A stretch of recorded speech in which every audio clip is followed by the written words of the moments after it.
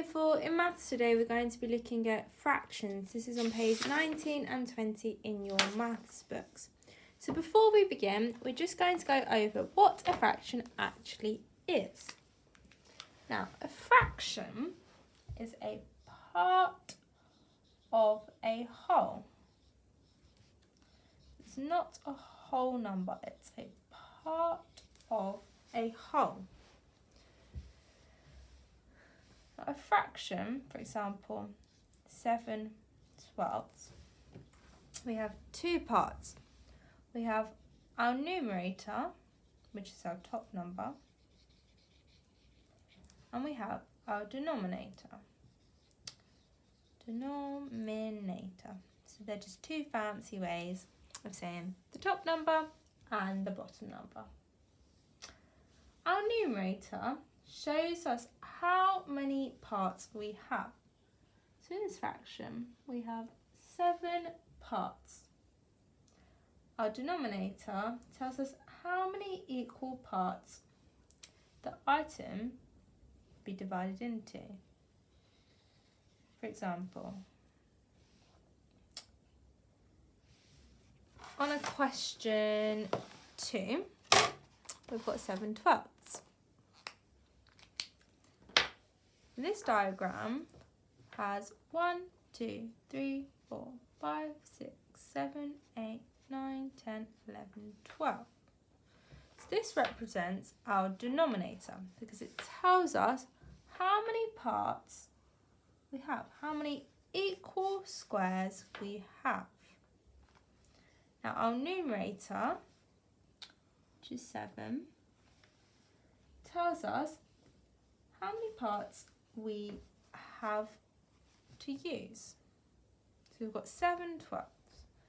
And it says shade in the fraction bars below to show each of the given fractions. So if I've got 12 parts, I then need to shade in 7 of them. 1, 2, 3, 4, 5, 6, 7. And that represents 7/12. Because I've shaded in 7 out of the 12 that they've been given. So you might have used fractions before, for example, when you have a test. And in this case, if the test was out of 12 and you got 7 marks, you would have got 7 out of 12. So you've got 7 parts out of the possible 12. Now, if we look at this one, it's slightly different. Our fraction is 2/3. But again, we have 1, 2, 3, 4, 5, 6, 7, 8, 9, 10, 11, 12 parts.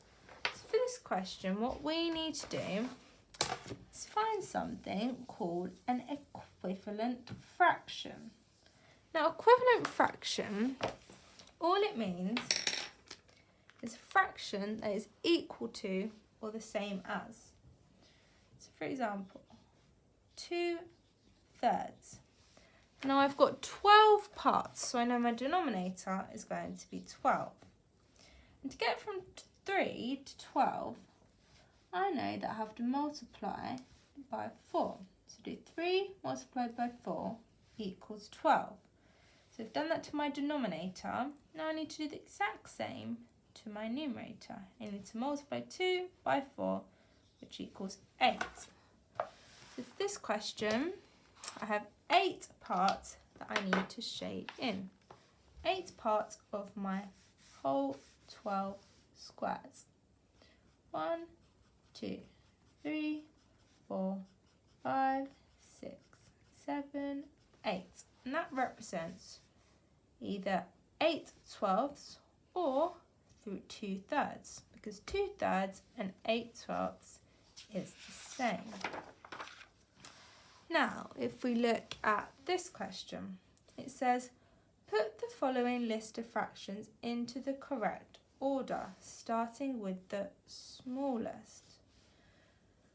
So you should have a fraction wall, either on Teams, or if you don't, you could always search one, because it's a really good way for you to compare fractions. So we've got our whole at the top, and each one tells us how many parts. So for example, we have 2 halves that make a whole, 3/3 that make a whole, 4 quarters that make a whole. So if we look at this question here, we've got a half, 1/6, 9/8, and 3/4.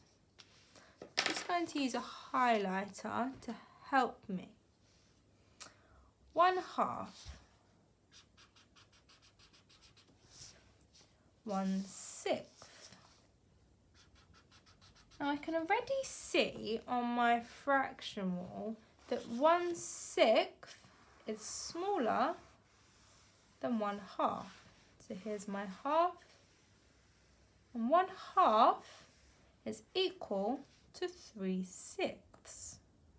It's asking me to order 1/6. 3/4. So that would be 1/4, 2/4, and 3/4. Now I can already see that 3/4 is larger than a half. But I can see that it's also larger than a 1/6. Now, for 9/8, 9/8 is actually equal to 1 and 1/8.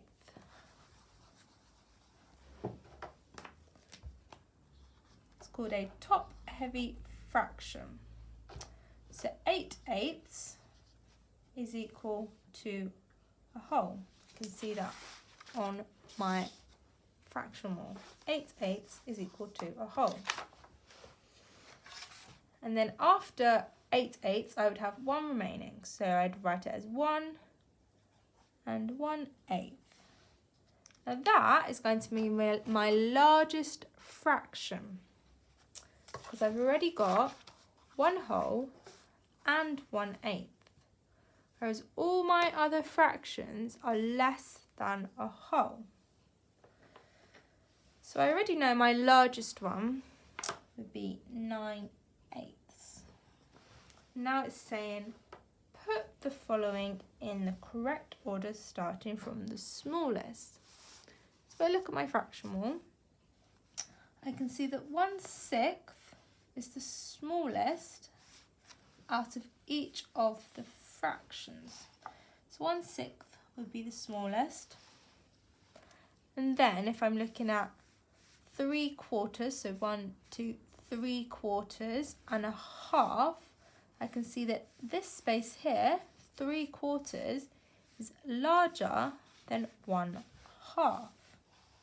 So I'd put 1/6, then 1/2, and then 3/4. So that is the order from smallest to largest using my fraction wall. Could also use the fraction wall to help us with this question here, question 12. It says, which is bigger, 1/5 or 1/10? So I've got 1/5 here, and I've got 1/10 here. Now I can see that 1/5, follow it along with my finger, 1/5 is larger than 1/10 because there's 10 parts and there's only 5 parts here.